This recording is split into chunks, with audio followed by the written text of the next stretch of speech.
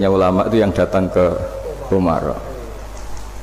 Tapi semenjak pemerintahan Indonesia dan kemudian ditandai beberapa tokoh kayak Gus Wahid putra Ki Hasyim jadi Menteri Agama, ada Gus Wahid putra Ki Wahab juga jadi Menteri Agama, ada Ki Fatur Rahman keluarga Mbah Maimun, keluarga Sarang juga pernah jadi Menteri Agama. Kemudian bersamaan dengan itu dibangunlah satu pegangan ilmu.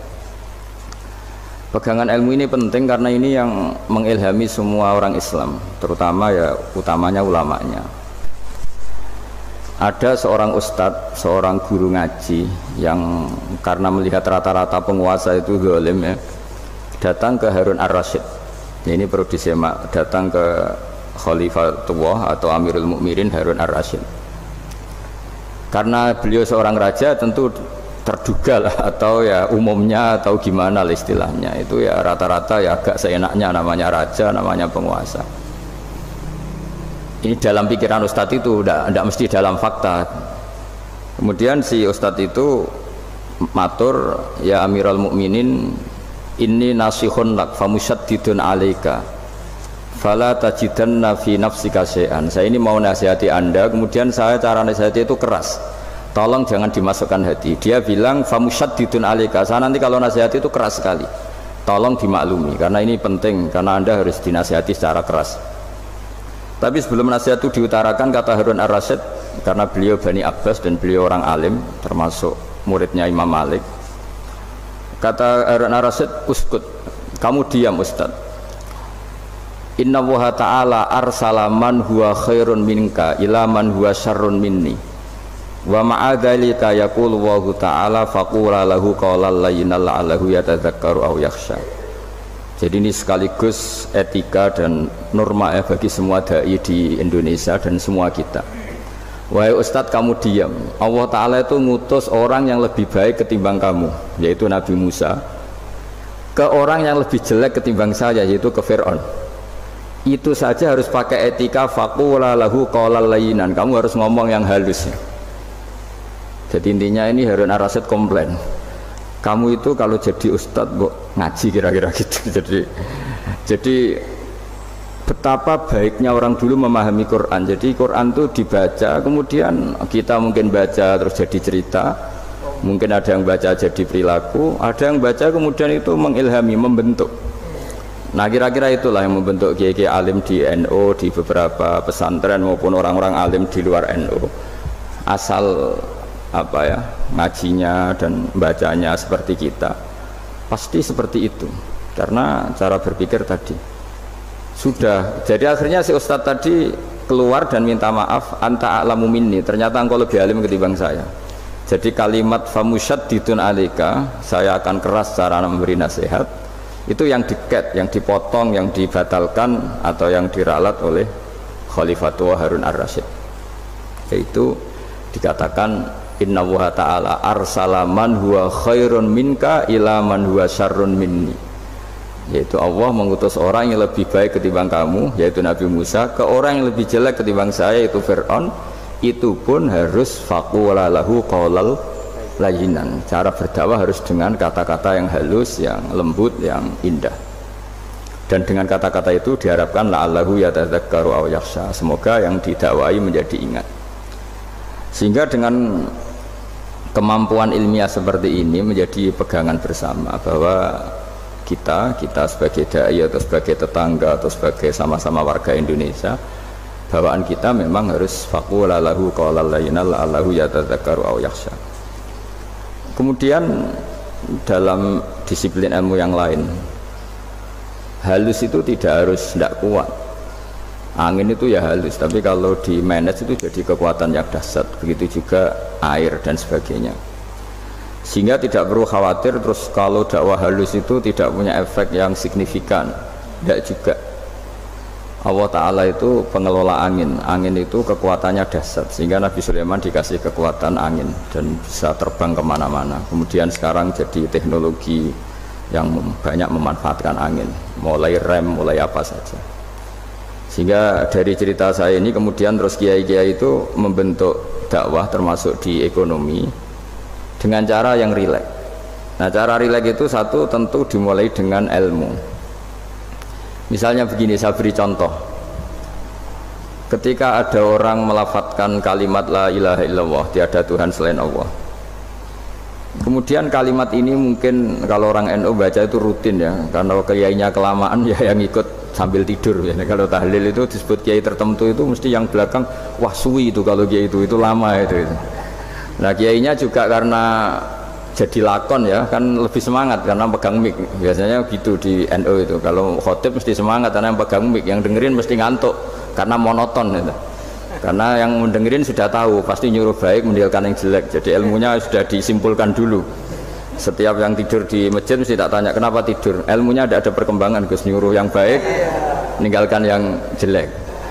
Tapi kalau ilmunya agak ada perubahan kan dengar semua pasti nyuruh yang jelek meninggalkan yang baik. Karena watak manusia itu agak-agak suka fitnah, itu suka geger. Tapi kalau monoton itu mesti enggak itu. Tapi yang menjadi pegangan kita, saya ulang lagi, itu ilmu dulu. Saya ulang lagi, itu ilmu dulu.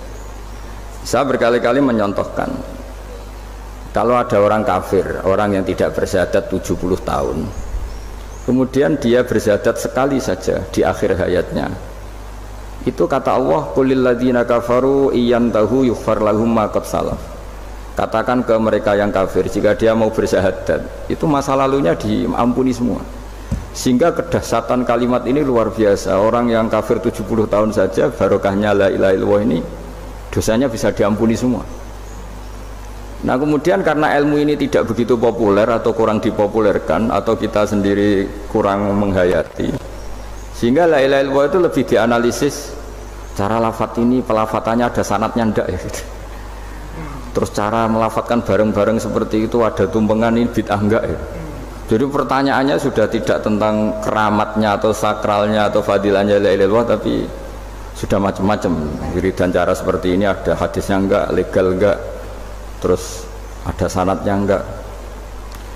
Jadi saya mohon semohon-mohonnya untuk teman-teman yang di Al-Iman itu harus ngaji ya. Ngaji itu nanti kamu tahu cara mandang sebuah ibadah atau perilaku atau apa sajalah tahu. Karena al-ilmu yurisul ahwal, ilmu itu bisa mengilhami cara pandang. Dulu yaitu saya ulang lagi, ketika zaman Hindia Belanda, karena pemerintahnya Hindia Belanda itu ulama-ulama keras sekali, sejelek-jeleknya ulama itu yang datang ke Umarok. Tapi setelah era Mbah Hashim, era sampai Mbah Maimun, itu mereka peduli sama Umarok, sama semuanya sama-sama warga Indonesia yang ingin melihat Indonesia yang lebih baik. Sehingga banyak ya, kakak saya sendiri pernah wakil bupati, terus putra Mbah Maimun wakil gubernur, ini teman saya Kiai Hafid ya bupati. Semenjak itu terus, dan itu nggak lepas dari cara pandang, yaitu cara pandang diantaranya adalah cerita tentang Nabi Musa yang Allah tetap peduli sama Fir'aun, sehingga tetap didakwai Nabi siapa? Musa. Dan posisi Musa datang bukan memanggil. Ya, cuma kayak sampai sekarang tuh belum pernah ke kantor bupatinya Pak Hafid, karena kadang-kadang orang terus curiga mengajukan proposal, jadi agak repot.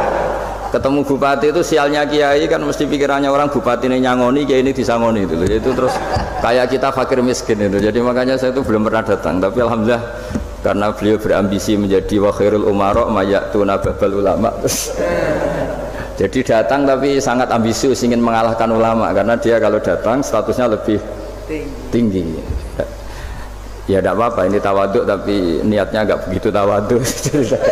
Jadi datang. Makanya saya kemarin Yusuf Mansur pas datang, Pak Ustadz Yusuf Mansur saya datang harus sekali saja, kalau kedua kali ribet. Karena kalau beliau datang dia punya status tawaduk. Lama-lama didatangi jadi takabur, saya jadi yang ahli neraka, dia ahli surga. Saya kan rugi dong. Artinya rugi, gue kehilangan teh, kehilangan kopi, beliau berstatus tawaduk, saya berstatus takabur, kan repot. Makanya saya berharap jangan datang lagi. Karena jadi repot itu, jadi repot kan. Padahal saya kalau disuruh datang ke Jakarta kayaknya ya berat, selain sibuk juga takut ganggu saya. Jadi saya sering ke Jakarta tapi ya tadi jarang ya. Biasanya nganggarkan waktu hanya pas saja, tidak kurang tidak lebih. Biasanya ngajar di pondoknya Pak Kures itu di Baitul Quran ya. hanya ngajar santri-santri itu.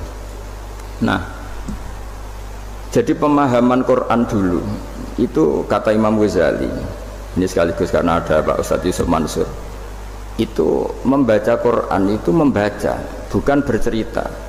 Kalau kamu membaca seperti ini, kunta qori'an, kamu pembaca. Pembaca itu yang mengambil pelajaran. Tapi kalau kamu hanya cerita, itu namanya kunta hakian. Sebenarnya Anda tidak membaca Quran, tukang cerita. Misalnya tadi cerita Nabi Musa datang ke Fir'aun. Itu kalau kamu hanya cerita, wah dulu itu ada orang namanya Fir'aun, didakwai Nabi yang namanya Musa. Ya itu namanya tukang cerita kamu. Kalau kamu pembaca tidak gitu. Betapa baiknya Allah, orang sengawur Fir'aun saja inginnya Allah masih ingin diselamatkan dengan mengutus Nabi Musa kekasihnya. Itu namanya kunta qori'an, kamu pembaca betul, bukan kunta hakian, kamu tukang cerita. Begitu juga seterusnya tentang Quran, ayat-ayat seterusnya. Sehingga yang diharapkan dari pembacaan Quran itu memang kita sebagai ahli baca, ahli mu'tabir ya, ahli yang ngambil pelajaran, bukan tukang apa? Cerita. Sehingga dulu ketika Sayyidina Umar radhiyallahu anhu ketika membuka Baitul Maqdis atau Baitul Muqaddas dan diajak syukuran, pesta-pesta makan itu, beliau nggak mau. Ketika ditanya kenapa engkau nggak mau, alasannya itu langsung beliau baca Quran. Jadi saya punya sekian contoh, saya ulang lagi, saya punya sekian contoh. Orang-orang dulu dengan Quran itu menyatu, bukan sekedar dihafal tapi menyatu. Sehingga bawaannya itu sudah Qurani, sudah Qurani. Saya beri contoh pertama Rasulullah SAW, nanti Umar kedua. Rasulullah itu pernah nggak makan sampai 3 hari. Terus ditanya oleh sahabat, lalu kekuatan engkau bisa hidup apa? Terus menghentikan al-aswadani, maksudnya itu tamar dan air, hanya makan kurma dan air. Tapi beliau tidak ketemu roti atau nggak ketemu nasi lah kalau orang Indonesia. Ketika hari ketiga dikasih makan oleh sahabat, dipotongkan kambing, kemudian baru makan 3 lukmah, kira-kira ya 3 asupan nasi, berhenti. Padahal sahabat yang lapar sama dengan Rasulullah itu membayangkan Nabi itu sampai kenyang, sampai apa. Tapi ketika ditanya, seperti ini pun nanti ada hisabnya. Walatus alunna yauma idzin anin naim. Jadi acara makan-makan gini itu nanti ada hisabnya. Nabi nangis. Akhirnya sahabat nggak jadi nerusin makan. Jadi ketakutan orang dulu sama ketika Sayyidina Umar dijak pesta ketika memenangkan Baitul Maqdis itu. Inna wa ta'ala ayyara qauman, Allah itu mengkritik sebuah komunitas kaum karena apa? Adhabtum thayyibatikum fi hayatikumud dunya wastamta'tum biha. Kamu adalah orang-orang yang jatah nikmat kamu sudah kamu habiskan di dunia. Adhabtum itu kalian habiskan jatah kenikmatan kamu di dunia. Wastamta'tum biha, kamu di dunia sudah berpuas-puas. Maka jatah Anda sekarang di akhirat habis. Sehingga Sayyidina Umar enggak mau pesta-pesta karena takut jatah nikmatnya habis. Kata beliau terus, astabqi thayyibati, akan saya sisakan sisi-sisi kebaikan saya supaya tidak habis. Corong Jawa itu aja dientek-entekno biar jatahnya masih. Sehingga di dunia kiai itu ya meskipun saya akrab bupati, akrab mungkin wakil gubernur, saya itu ya jarang ketemu. Karena kalau orang Jawa bawaannya ketemu ya makan-makan, guyon-guyon. Nak keterusan ras mlebu swarga. Makanya saya pastikan Pak Yusuf Mansur kesini tidak akan saya jamin, biar aja, biar jatahnya masih. Jadi ini bukan karena saya bakhil, biar jatahnya masih. Medit menyelamatkan. Ya, jadi itu ilmunya kiai.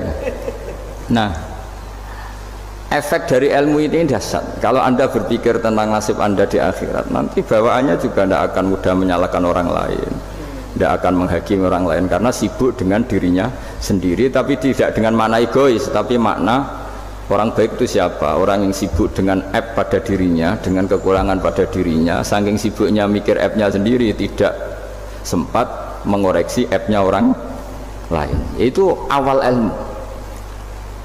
Ilmu itu tidak dimulai dari larangan. Kalau larangan karuan, tidak termasuk ahli surga orang yang suka mengadu domba, tidak termasuk orang baik yang cari kesalahan orang lain. Itu namanya pelarangan.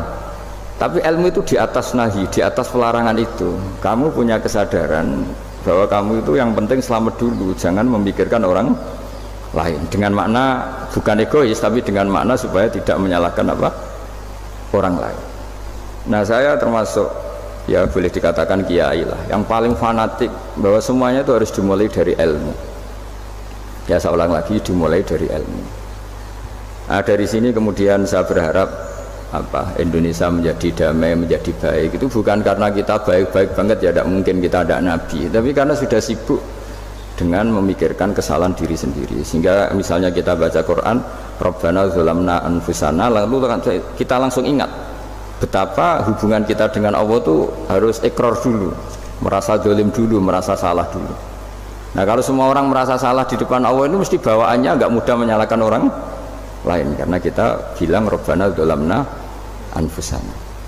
Nah itulah ilmu-ilmu yang mungkin banyak pembaca Quran tapi hanya baca, atau kalau baca ini tok disebut al-haqi, ahli cerita. Yang dibutuhkan tuh al-qari, pembaca kemudian mu'tabir, kemudian mau beriktibar, seperti yang dilakukan tadi Harun ar-Rasyid tadi.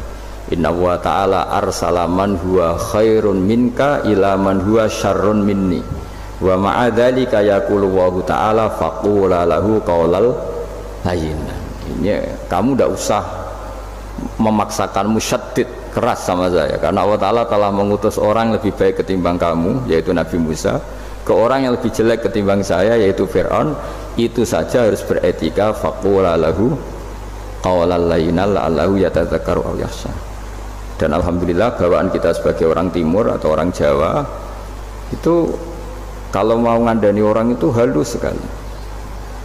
Di antara bentuk kehalusan kata-kata diceritakan di ayat lain ketika Nabi Musa ketemu Fir'aun, dawuhnya begini, fakul apa itu yang di juz 30, yang juz di juz 30 ini yang bagian dari, kan tadi hanya fakul lahu qaulal layyinan. Lahu qaulal layyinan itu bentuknya apa? Ya, bentuknya apa? Itu Nabi Musa disuruh ngendikan sama Fir'aun, apakah kamu mau saya nasihati? Fakul halaka ila antazakka. Halaka itu pilihan, hal itu istifham, laka itu otoritatif. Jadi betapa santunya kalimat itu, fakul halaka ila antazakka. Jadi kalau dimaknani model Pak Hafid, model saya ngaji di sarang itu, halaka onoto iku kedue sira, berhak bagi kamu, berhak bagi anda, apakah anda berhak loh mendapat nasihat supaya anda jadi orang yang lebih baik. Halaka ila antazakka. Jadi tidak kalimat perintah tapi kalimat pilihan. Apa engkau mau saya beri nasihat? Wahdiyaka ila rabbika fatakhsha. Dan saya beritahu kamu tentang Tuhan dan kemudian kamu menjadi orang yang baik, fatakhsha, orang yang punya khasyah, punya. Jadi kayak apa kalimatnya itu? Napa jenengan kersa? Itu kalau orang Jogja, orang-orang daerah-daerah yang pernah nyuguhi tamu itu kan, ayo makan-makan, itu kan kayak tamunya itu kelaparan. Masa Pak Yusuf Mansur kelaparan? Tidak mungkin kan. Masa Ustaz terkenal kelaparan kan? Tidak mungkin itu.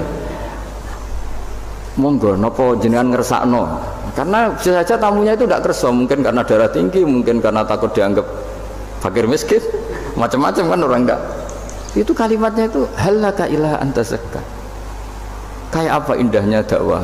Halaka ila antazakka, itu ada kata laka itu ya terserah jenengan mau enggak. Wa ahdiyaka ila rabbika fatakhsha. Nah, itu yang disebut membaca. Kunta qori'an la hakian, Anda benar-benar membaca Quran, bukan sekadar pencerita.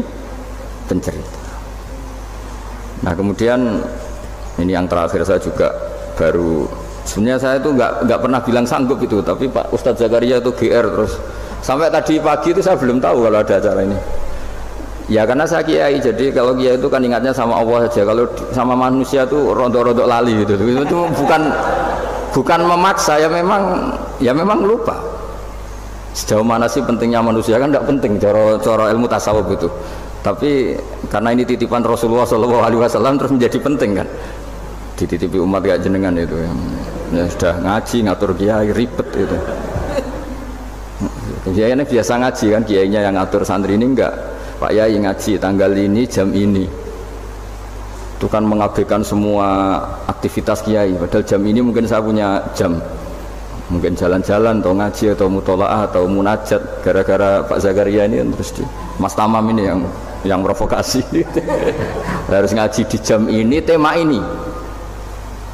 Saya itu kalau ngaji ditentukan tema itu ini memang saya agak keras di bab ini. Itu kayak ibarat gini loh, saya ini dokter, kemudian ada orang yang sakitnya itu jantung terus bilang ke saya, Pak dokter sembuhkan kukul saya. Wong penyakit ekstrimnya itu jantung kok bila disembuhkan apa? Kukul. Kan gak penting, sembuh tidak sembuh, kukul itu kan gak penting, jerawat itu. Kiai itu tahu kesalahan paling fatal manusia itu akidah. Tapi kadang-kadang mintanya ilmu yang tidak akidah, yang gak penting. Jadi kadang-kadang kiai itu ya digurui betul kalau di Indonesia itu. Misalnya, ini tidak nyindir loh, memang marah betul kalau di bab-bab seperti ini. Tapi ini biar jadi ilmu masif, ilmu yang general. Saya ulang lagi ya, Anda jadi dokter, tahu pasien Anda ini penyakit jantung kronis atau sudah fatal lah sudah. Terus orang itu bilang, Pak Yai, itu Pak dokter, tolong obati kulit saya supaya tidak jerawatan.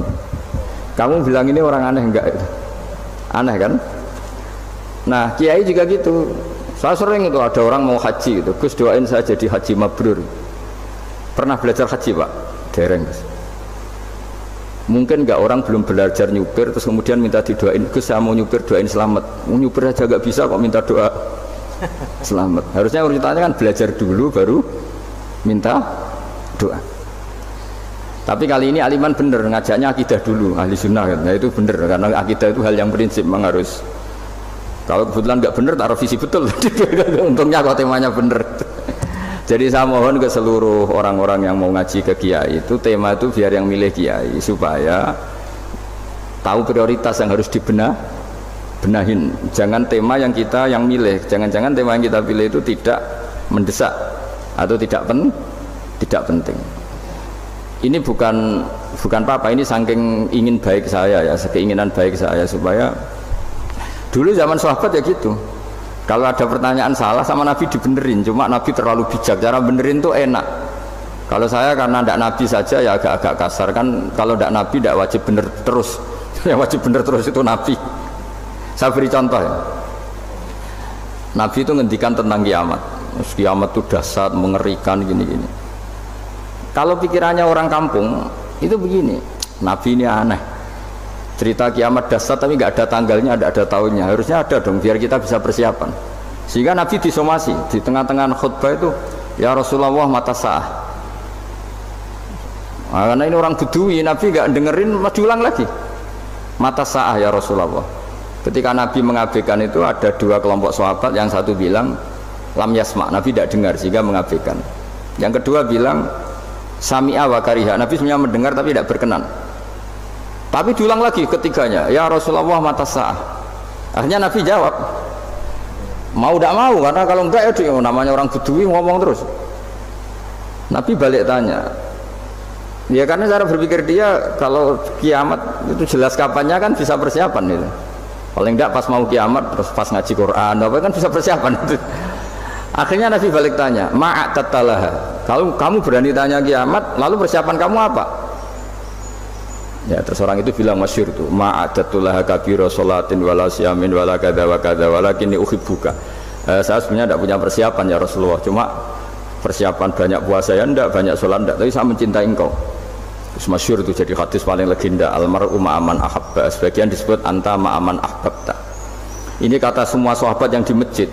Si Bedui ini orang paling dibenci sahabat karena mengganggu Nabi saat khutbah, tapi akhirnya ini menjadi orang paling dicintai sahabat karena barokahnya itu hadis itu keluar secara terbuka, almar'u ma'aman ahabba. Sebagian riwayat yuhsyarul mar'u ma'aman ahabba, nanti orang akan sowan sama Allah bersama orang yang mereka cinta. Itu sahabat-sahabat fama farihu ba'dal Islam farahahum biadal hadis, mereka tidak pernah senang setelah masuk Islam sesenang hadis ini, karena kita tidak perlu soleh-soleh banget, cukup menyintai orang apa? Soleh gitu. Makanya saya sekali bilang itu ya, kadang-kadang saya jadi orang alim itu ya ruginya tadi. Misalnya ya, untuk menjadi orang alim kan harus hafal Quran, ngaji Bukhari, Muslim, Ikhya. Ternyata pengumuman kedua orang nggak bisa apa-apa, gelombang kedua para pecinta, waduh itu kan repot ya. Jadi kita yang jadi orang alim susahnya bukan main, ternyata disaingi pengumuman kedua dan para pecintanya, wah itu kan Akhirnya ketemu orang-orang nggak jelas tadi itu. Nah itu ya termasuk farah dalam Islam, farhatul aibin. Jadi senang itu di Islam itu ibadah. Ya qul bi fadlillah wa bi rahmati fa bidzalika falyafrahu. Senang itu diperintahkan Allah. Saya itu sering di kamar, kadang itu nyun sewu kayak gatelan itu, apa itu. Ya agak kukur-kukur terus merengut saja malu. Malu saya itu dilihat Allah kok kayak agak ridho itu malu. Ya kayak tadi lah, kamu dikasih rumah gratis, kemudian pas yang ngasih datang kamu kelihatan cemberut, itu yang ngasih kan mangkel. Sudah dikasih gratis masih cemberut. Sama hubungan kita dengan Allah itu semuanya dikasih gratis. Makanya tabassum, senyum itu ibadah. Kita yang nekuni ilmu hadis, betapa hebatnya Nabi ngendikan, kalau kamu tidak bisa ibadah yang berat-berat, cukup ibadah senyum. Kadang ngendikan tol koti wajin, kamu cukup berwajah yang indah, yang menyenangkan, tabassum, senyum. Kalau kamu tidak bisa membalas jasanya orang yang ngasih, minimal kamu senyum, lihat minimal kamu kelihatan seneng gitu. Nah, makanya seneng itu sudah ibadah. Dan sekarang orang untuk seneng aja susah, karena bawaannya nuntut orang lain supaya kayak keinginan dia, bawaannya nuntut, ya ribet. Kalau gitu ya ribet. Makanya saya bilang al ilmu yurisul ahwal, ilmu itu diperkuat. Nanti yurisul ahwal, ilmu itu akan membentuk Anda. Dulu beberapa raja itu ya mau luhur karena jadi raja, punya apa saja. Tapi punya penasihat ulama itu ya nasihat itu sederhana. Ada seorang raja tanya ke kiai, gimana dengan semua kerajaan saya? Wah, padahal dia punya apa saja. Jenengan miskin sekali, itu kerajaan seluas ini. Kok bisa aja? Terus ditanya sama si ulama tadi, andaikan Anda di padang pasir, kemudian kalau tidak minum segelas air itu mati, apakah Anda akan membeli segelas air ini dengan semua kerajaan Anda?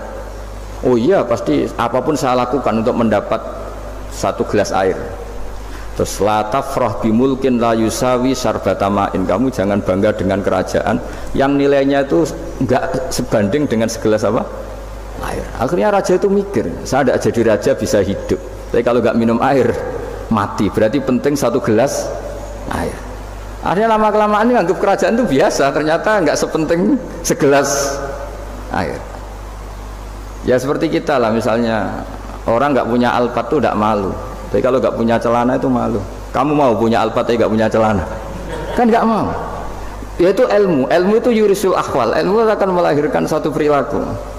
Jadi kalau ilmu Anda mantap, pasti syukurnya juga mantap gitu. Ya makanya saya termasuk kiai yang selalu mendorong pentingnya ilmu. Bahkan kata Sufyan Ats-Tsauri ngendikan saking pentingnya ilmu, ada kata fa'lam annahu la ilaha illallah, dimulai kata fa'lam.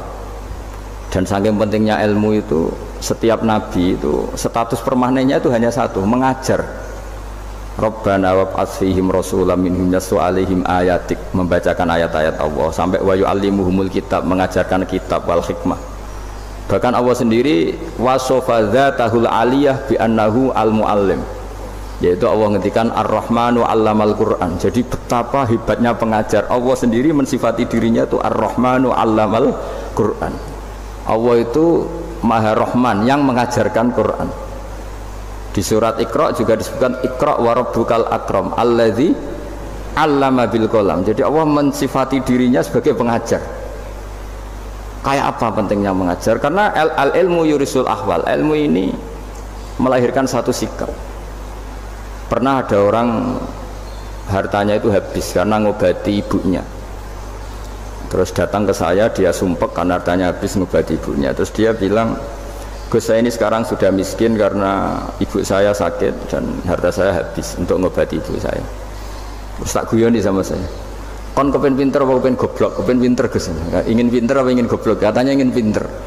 Kalau ingin pinter bahasanya jangan gitu, harta kamu itu masih di akhirat karena habis untuk ngobati ibu. Bayangkan kalau habis untuk maksiat itu habis betul. Terus dia mulai syukur, alhamdulillah Gus, harta saya habis secara heroik karena untuk mengobati apa ibu. Sudah pinter dia, akhirnya miskin sampai sekarang ya tetap pede saja karena masih punya tabungan di akhirat. Dan itu saya terinspirasi oleh ilmu juga. Jadi dulu Sayyidah Aisyah itu pernah nyimpan sepotong daging kambing, disimpan untuk dimakan beliau karena beliau mau iftar ya, mau buka atau apa. Singkat cerita karena bawaan keluarga Nabi itu sakhok, ada orang minta dikasihkan. Suatu saat akhirnya kan habis, terus Nabi tanya, yang daging tadi di mana? Habis. Terus Nabi cara menjelaskan itu indah sekali. Harta kamu itu baju yang kamu pakai nanti ya rusak, yang kamu makan nanti ya ke WC. Wa tasaddaqta fa abqaita. Memang di semua riwayat itu pakai dhamir mukhatab mudzakkar, meskipun asal usul riwayat itu untuk Sayyidah Aisyah, karena untuk umum. Yang kamu sedekahkan tuh yang masih, kamu jangan bilang kamu sedekahkan tuh yang habis, yang kamu sedekahkan tuh yang masih. Misalnya saya punya uang 1 miliar misalnya, terus pernah tak sedekahkan ke fakir miskin atau ke kiai atau ke pondok 100 juta, itu yang mesti masih, karena kadung di luar kekuasaan kita, kadung lillahi ta'ala. Justru yang masih itu yang potensi nanti untuk hal-hal yang kurang positif. Semenjak itu orang sedekah itu begitu entengnya, karena itu yang masih. Ya tapi tentu sarannya yang tepat ya. Saya sekarang sering kampanye sedekah tepat, karena misalnya sering saya itu didatangi orang kaya, Gus saya ini punya uang banyak, ingin punya masjid biar dipakai orang Jumatan. Terus saya bilang, kamu ingin jadi orang baik betul apa baik versi Anda? Baik betul Gus. Tak ajarin mau, gak tersinggung, mau Gus. Kalau Anda bikin masjid di kampung Anda, masjid terbaik di dunia sekalipun, yang bingung saya ahli fikih. Kok bisa Gus? Kan terjadi 2 Jumatan, nanti sahnya yang mana? Kamu enak aja bikin masjid kan? Kamu bikin masalah baru bagi kiai fikih di daerah kamu. Belum nanti orang terus migrasi ke masjid Anda karena lebih baik, koriknya lebih baik. Kamu membunuh masjid yang lebih tua, itu nggak sopan sekali, masjid itu sudah lebih tua kamu. Akhirnya mikir, nggak usah Gus kalau gitu, sedekah apa saja, yang penting perintahnya jenengan gimana. Ya sudah. Jadi sedekah itu juga harus dibina supaya kalau orang, kan bisa saja kan uang 100 juta itu untuk fakir miskin manfaat, ternyata untuk masjid yang sifatnya aksesoris, untuk lampu yang kristal yang mahal-mahal, bukan yang pokok. Itu pentingnya ngaji ya. Jadi lagi-lagi al ilmu yurisul ahwal. Ilmu itu melahirkan satu sikap.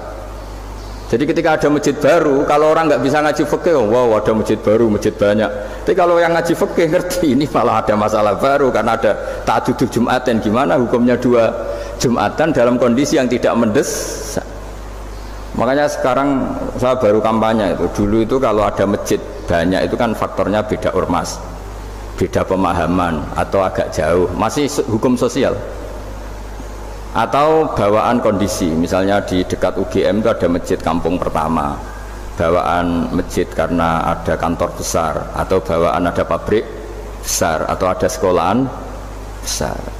Nah sekarang itu ada pertanyaan baru, ada masjid baru karena ada orang kaya ingin bikin masjid, itu gimana itu hukum? Nah, tapi kalau orang nggak nekuni fikih itu ya langsung wah bagus untuk bangun masjid. Bagus piye gini sing kangelan memfikihkan tadi. Nah itu ilmu. Jadi kalau yang tidak nekuni fikih itu ya tidak tersiksa, tapi yang nekuni fikih itu pasti tersiksa karena seperti itu tadi.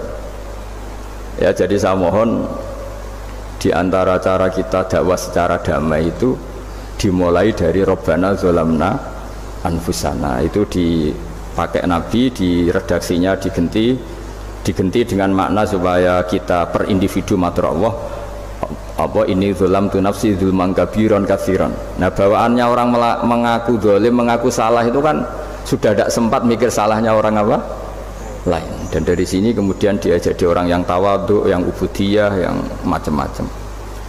Sehingga Nabi itu bukan dianggap ya, pasti penjelas terbaik. Terus Allah meredaksikan wa ma tuqaddimu li anfusikum min khairin tajiduhu indallah. Apa saja kebaikan yang kamu sudah berikan untuk Allah sampai akhirat, itu ya pasti kamu temukan di akhirat.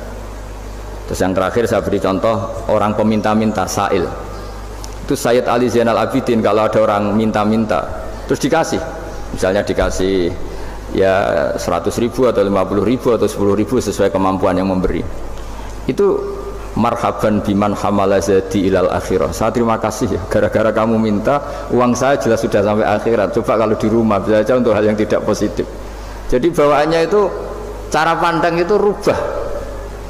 Jadi sebenarnya kalau kita ngasih uang di masjid, ngasih kiai atau ngasih fakir miskin, ya uang itu yang masih, bukan yang habis. Yaitu watasodak fa abqaita, yang kamu berikan tuh hakikatnya yang masih. karena sudah ada kamu otak-atik lagi, makanya disebut wakaf. Sebenarnya wakaf itu dulu secara makna lughat, saya ulangi secara lughat, maknanya itu sudah berhenti. Wakafun maknanya berhenti. Nah sodako itu dari kata sodako maknanya benar. Orang yang sering sodako berarti imannya benar. Orang yang uang sudah diberikan berarti dia sudah terputus, wakaf, berhenti dari hubungannya dengan dia. Sudah dikasihkan berarti selesai. Sehingga wakaf dan sodako itu sebenarnya maknanya saling melengkapi. Kemudian orang-orang fikih karena ada disiplin ilmu tertentu, wakaf itu untuk sodako yang permanen, yang abadi, kemudian sodako untuk infak. Tapi itu kan hanya istilah-istilah dalam disiplin ilmu. Sebetulnya kalau pakai ilmu yang umum, sodako ya bisa disebut wakaf, wakaf ya bisa disebut apa? Sodako. Karena maknanya sodako itu wakaf. Wakaf itu apa? Qat'u raqabatil malik an hadal mal atau an malih. Hubungan pemilik harta ini terputus dari harta itu. Jadi misalnya saya sudah wakaf tanah ini ke masjid, sudah diterima, buat saya kepikiran gadekan atau menjual sudah tidak bisa, sudah berhenti di situ saja hubungan saya dengan kepemilikan harta itu. Makanya disebut apa? Wakaf. Dan kalau saya wakaf berarti menunjukkan kebenaran iman saya karena sudah menafkahkan sebagian harta untuk Allah Ta'ala, disebut sodik, sodak. Makanya bahasa Arab itu gampang ya, kalau sodal qaf, sodako, orang kalau bayar mahar disebut sodak karena menunjukkan cintanya. Teman yang setia disebut sodik karena ya benar dalam berteman. Abu Bakar disebut as-siddiq karena sangat membenarkan kanjeng Nabi, dan seterusnya dan seterusnya. Ya, jadi semoga ayat tadi, dan saya mohon maaf karena ya memang saya kalau ngaji ya alami seperti ini, tapi insya Allah barokahnya alami itu menjadi ikhlas, tidak tasonnuk, tidak riak, tidak tebar pesona kalau dalam bahasa itu. Yang jelas saya inginlah bahwa ayat yang saya baca tadi benar-benar jadi pegangan bersama. Faqula lahu qawlan layyinan la'allahu yatadzakkaru aw yakhsha. Saya mohon maaf. Assalamualaikum warahmatullahi wabarakatuh.